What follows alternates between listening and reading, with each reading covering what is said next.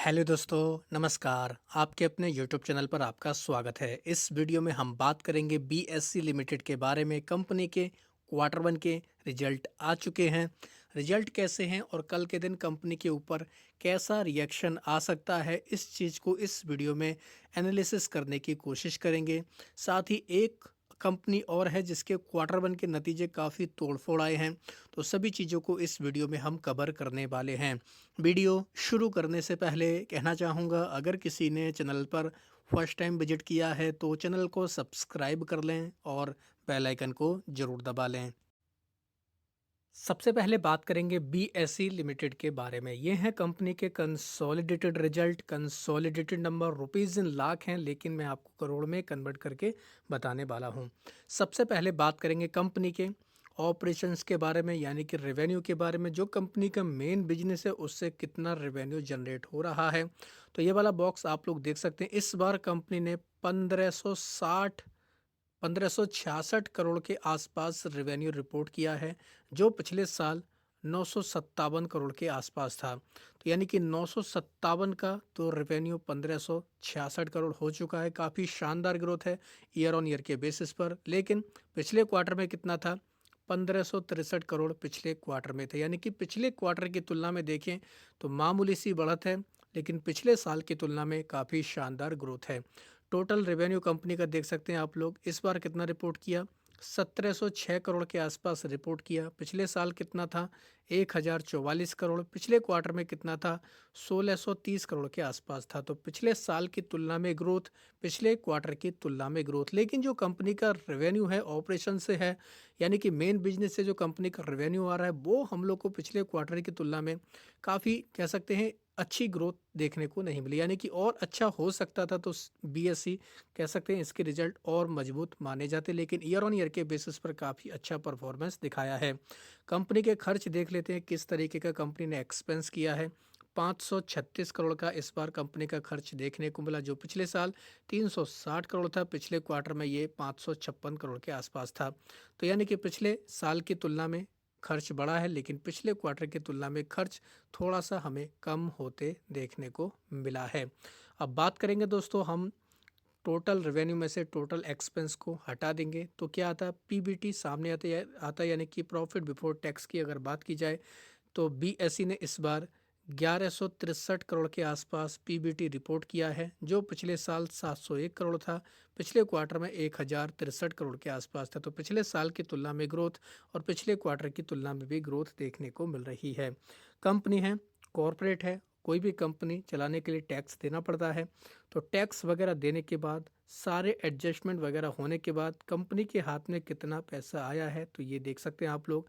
Company ने इस बार 872 करोड़ का पैट रिपोर्ट किया, जो पिछले साल 538 करोड़ था। पिछले क्वार्टर में 795 करोड़ था। तो पिछले साल की तुलना में ग्रोथ, पिछले क्वार्टर की तुलना में ग्रोथ। पिछले क्वार्टर की तुलना में ग्रोथ इसलिए दिख रही है क्योंकि कंपनी ने पिछले क्वार्टर की तुलना में खर्च को भी कम किया है। ओवरऑल अगर देखें बीएससी के, तो ईयर ऑन ईयर के बेसिस पर काफ़ी शानदार ग्रोथ है, लेकिन पिछले क्वार्टर की तुलना में देखी जाए तो मामूली बढ़त देखने को मिल रही है, जो मार्केट थोड़ा सा इसको नेगेटिव ले सकता है। कंपनी का ईपीएस भी आप लोग देख सकते हैं उसी के अकॉर्डिंग रिएक्ट कर रहा है। 13 का था, जो अब 21 हो चुका है। पहले पिछले क्वार्टर में 19 के आसपास देखने को मिल रहा था। तो ओवरऑल अगर देखें लॉन्ग टर्म पर्पज़ के हिसाब से, तो बीएसई के नतीजे कोई ख़राब नहीं, अच्छे नतीजे देखने को मिल रहे हैं। अगर इस रिजल्ट के दम पर थोड़ा बहुत इसमें गिरावट होती है तो कोई घबराने वाली बात नहीं है, क्योंकि क्वार्टर ऑन क्वार्टर के बेसिस पर थोड़ा अच्छा परफॉर्मेंस होना चाहिए था। ईयर ऑन ईयर के बेसिस पर अच्छे नतीजे देखने को मिल रहे हैं। तो ओवरऑल कह सकते हैं कि हम लोग को ठीक ठाक नतीजे बीएसई की तरफ से फ़िलहाल देखने को मिले हैं। तो इसकी वजह से चाहे तो आप कल के दिन इस कंपनी को अपने फोकस में रख सकते हैं। अगर गिरावट होती है तो मौका मिलेगा, अगर तेज़ी आती है तो अच्छी बात है। तो दोनों चीज़ों को, दोनों ऑप्शन को लेकर आपको फ़िलहाल चलना है, क्योंकि दोस्तों मार्केट है। मुझे अच्छे लगे नतीजे, आपको अच्छे नहीं लगे, कोई और है उसको अच्छे नहीं लगे, तो सारी चीज़ें हर किसी का अपना अपना कैलकुलेशन होता है, ये किसी को नहीं पता होता। ओवरऑल अगर देखें तो नतीजे लॉन्ग टर्म के हिसाब से अच्छे ही देखने को मिल रहे हैं। अब बात करेंगे एमसीएक्स के बारे में, यानी कि मल्टी कमोडिटी एक्सचेंज लिमिटेड के बारे में। इसके भी रिजल्ट जस्ट अभी अभी आते देखने को मिले हैं, तो इसके नंबर भी हम लोग स्टडी करने वाले हैं। ईयर ऑन ईयर और क्वार्टर ऑन क्वार्टर के बेसिस पर कंसोलिडेटेड नंबर हम लोग स्टडी करेंगे। सबसे इंपॉर्टेंट पॉइंट क्या है कि इसके रुपीज़ इन करोड़ हैं, तो कन्वर्ट करने की कोई ज़रूरत नहीं है। सबसे पहले बात करेंगे कंपनी के रेवेन्यू के बारे में। मेन बिजनेस से कितना रेवेन्यू आ रहा है। इस बार कंपनी ने 702 करोड़ का रेवेन्यू रिपोर्ट किया, जो पिछले साल इसी तिमाही में 373 करोड़ था। तो उसकी तुलना में देखें तो ऑलमोस्ट डबल होते देखने को मिल रहा है। पिछले क्वार्टर में कितना था, 888 करोड़ था, उसकी तुलना में देखें तो गिरावट देखने को मिल रही है। टोटल इनकम 751 करोड़, पिछले साल 405 करोड़ थी, उसकी तुलना में बढ़ोतरी है। पिछले क्वार्टर में 925 करोड़ थी, उसकी तुलना में गिरावट है।